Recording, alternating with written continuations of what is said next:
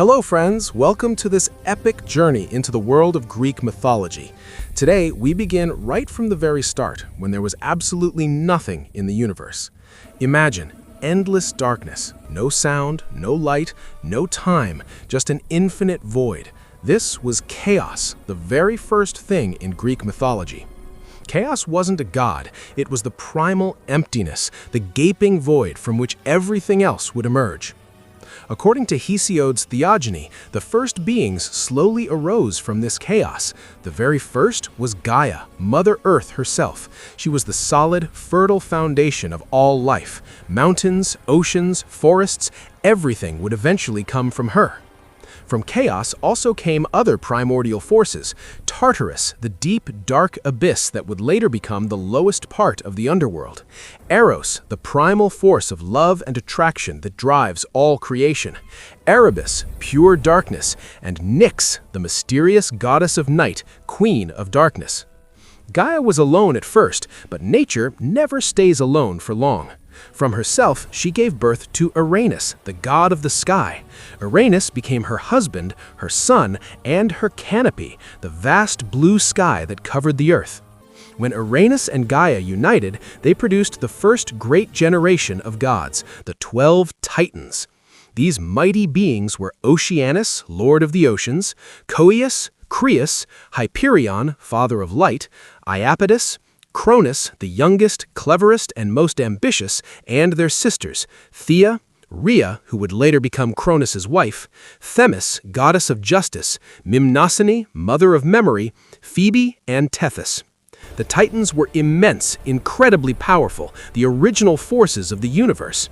But Gaia and Uranus had other children too, 3 Cyclopses, one-eyed giant blacksmiths named Brontes, Steropes, and Argus, who would one day forge lightning bolts, and 3 terrifying Hecatonchires, monsters with 100 hands and 50 heads each, Briareus, Codus, and Gyes. These children were so powerful and frightening that Uranus himself grew afraid. In his fear and cruelty, he imprisoned the Cyclopses and Hecatonchires deep inside Gaia's womb, pushing them down into the pits of Tartarus.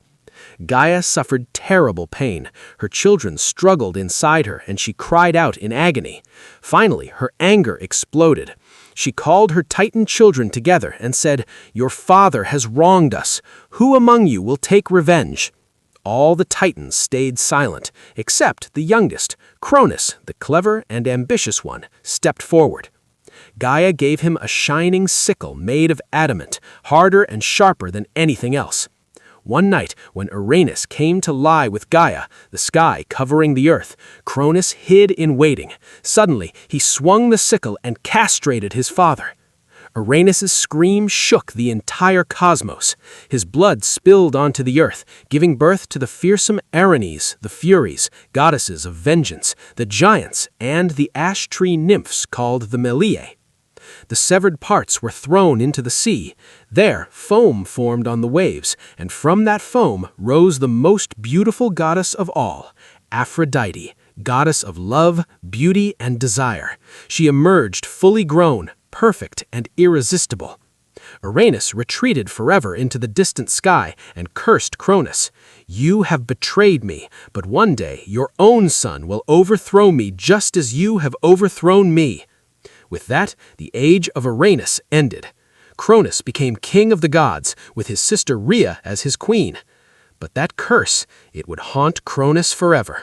And that's where the real drama begins. Next time, in part 2, we'll see how Cronus's fear leads him to devour his own children, and how one baby, Zeus, escapes to change everything.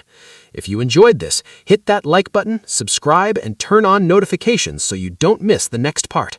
Which moment shocked you the most, Cronus's rebellion or Aphrodite's birth from sea foam? Let me know in the comments. Thanks for watching. See you in the next episode.